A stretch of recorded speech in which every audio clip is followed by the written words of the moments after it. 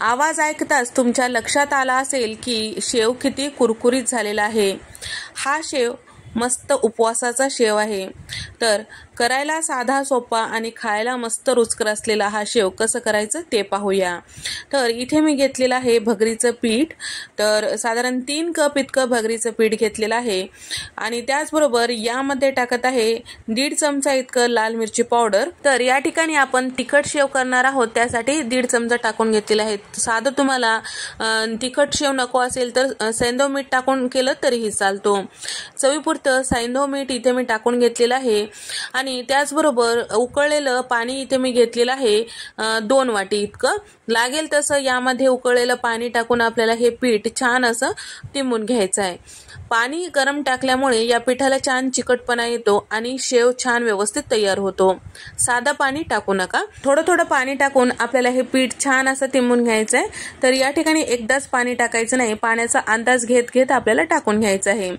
तर या ठिकाणी या पिठाला जास्तीचा चिकटपणा नसतो, त्यासाठी गरम पाणी वापरायचं।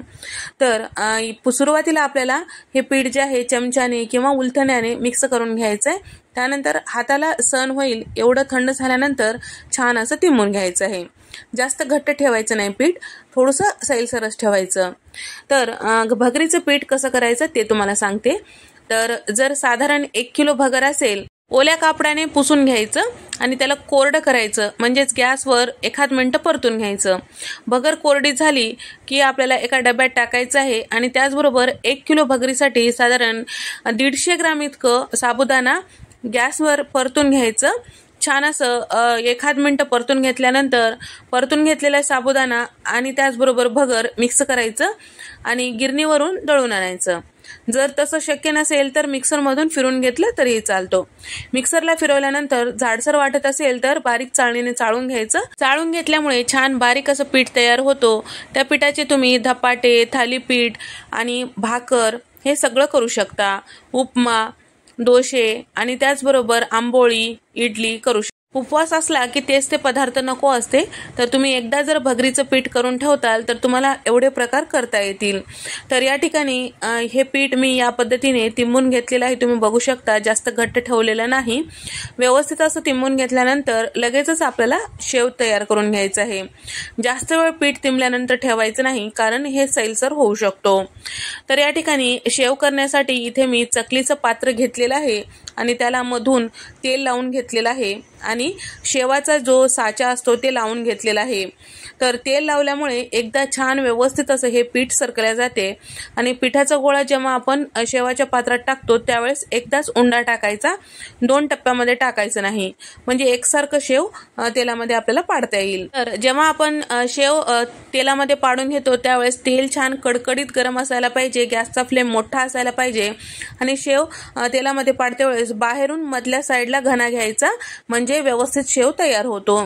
तर या ठिकाणी सुरुवातीला चमचा वगैरे लावायचा नाही आणि शेवावरचा पूर्ण तेलाचे बुडबुडे कमी झाल्यानंतर आपल्याला हे शेव जे आहे एखाद्या चमच्याने किंवा झाऱ्याने पलटून घ्यायचं आहे। तर गॅसचा फ्लेम मोठाच ठेवायचा आहे, कमी गॅसवर हे शेव तळायचं नाही। तर या ठिकाणी सुरुवातीला थोडंसं चमचा लावून ह्याला व्यवस्थित करून घेतलेलं आहे। लालसर असं खालच्या साईडला झाल्यानंतर या पद्धतीने पलटून घेतलेलं आहे। तर 2 मिनिटं झाल्यानंतर दोन्ही साईडला छान असं लालसर हे तळल्या गेलेलं आहे, म्हणजे आपला इथे शेव तयार झालेला आहे। अगदी साधा आणि सोपा, करायला पटकन होणारा आणि खायला पटकन संपणारा हा शेव आहे।